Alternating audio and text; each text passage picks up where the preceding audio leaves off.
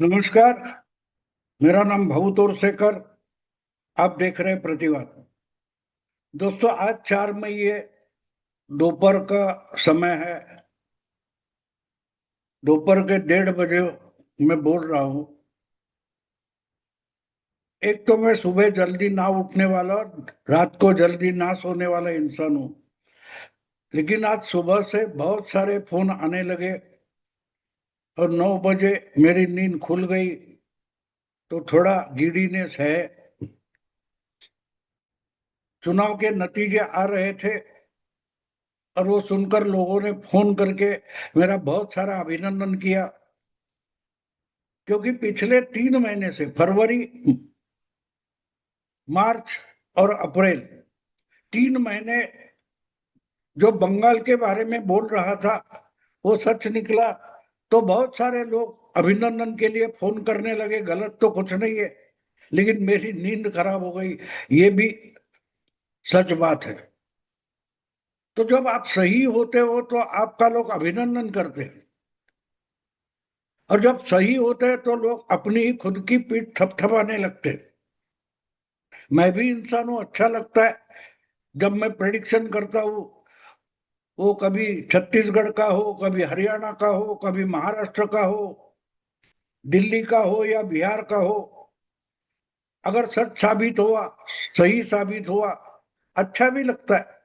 लेकिन झारखंड के बारे में मेरा अनुमान गलत निकला था, ये भी वस्तु स्थिति है, वास्तविकता है। 2024 के चुनाव में मैंने जो कुछ आंकड़े पेश किए थे वो गलत साबित हुए। मैंने उसके बारे में भी 24 घंटों में गलती कबूल करने वाला वीडियो किया था। मुझे शर्म नहीं आती। क्यों? क्योंकि मैं इंसान हूं। मेरी जो अकल है, मेरी जो औकात है, मेरी जो बुद्धि है, उसके आधार पर मैं कुछ अनुमान पेश करता हूं। वो गलत भी साबित हो सकता है, मैं तो भविष्यवाणी नहीं करता। राजनीतिक पत्रकारिता का जो अनुभव है उसके आधार पर, और जो कुछ जानकारी मेरे पास पहुंचती है उसके आधार पर मैं अनुमान करता हूं, अंदाज करता हूं। कभी कभी मेरी समझ कम हो सकती है। जो जानकारी आई है मेरे हाथ में, वो न मैं समझ पाता हूँ, इसलिए गलती हो सकती है। तो जब गलती होती है तो कबूल करना जरूरी होता है। मुंह छुपाना मुझे अच्छा नहीं लगता। क्योंकि मैं मानता हूं अगर आप गलती स्वीकार करते हो तो आपका सुधरना शुरू हो जाता है, और अगर गलती छुपाने की कोशिश करते हो तो और बड़ी गलती आप कर बैठते हो। और आज इसीलिए मैं गलती कबूल करने के लिए सामने आया हूं, ना कि बंगाल में मेरा अनुमान कितना सही निकला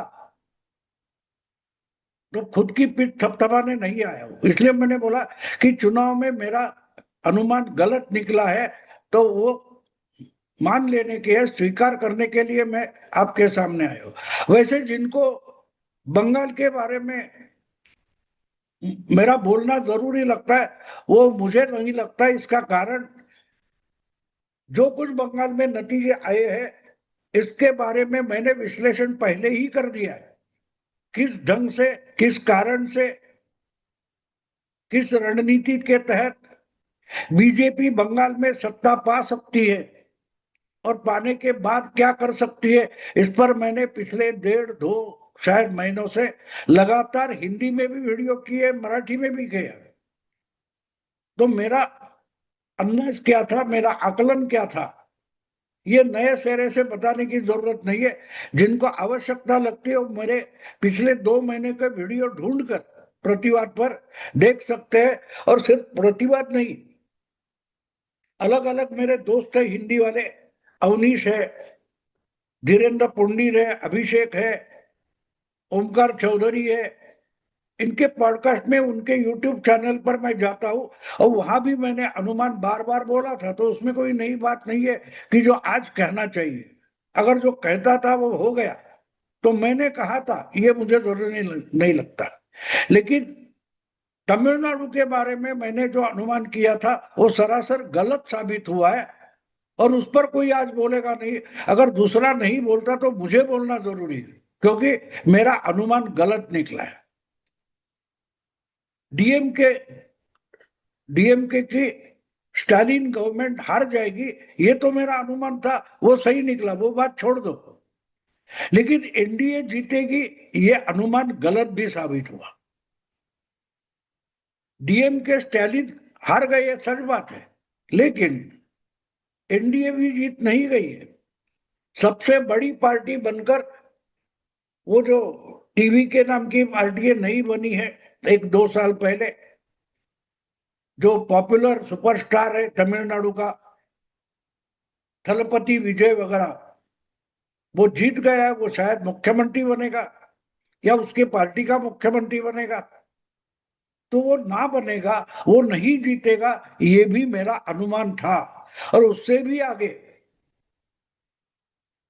5 साल 10 साल बाद फिर से तमिलनाडु की राजनीति फिल्मों के प्रभाव से बाहर निकलेगी, ये भी मेरा अनुमान था, वो गलत साबित हुआ है। तो अपना अनुमान गलत साबित हुआ, ये मान्य करना, स्वीकार करना मुझे जरूरी लगता है, और इसलिए मैंने आज ये वीडियो बनाया।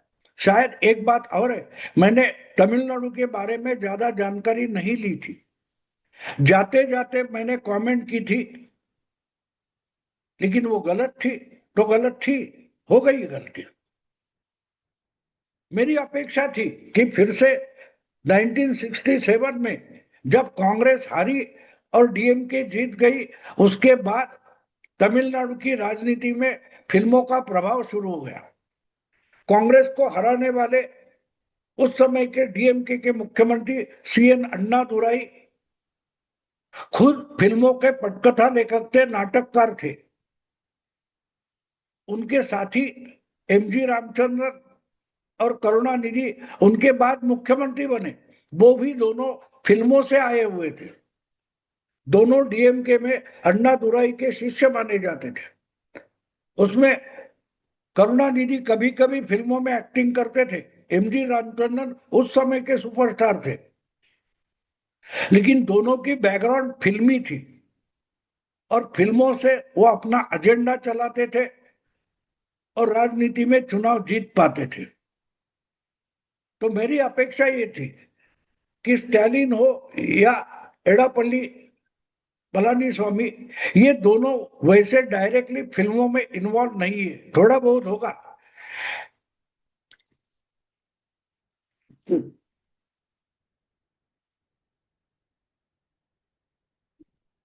सॉरी। तो मैंने माना था कि टीवी के को इतना रिस्पांस नहीं मिलेगा, क्योंकि पिछले चुनाव में कमला हसन जो एक सुपरस्टार है, उसकी बुरी हालत हो गई थी।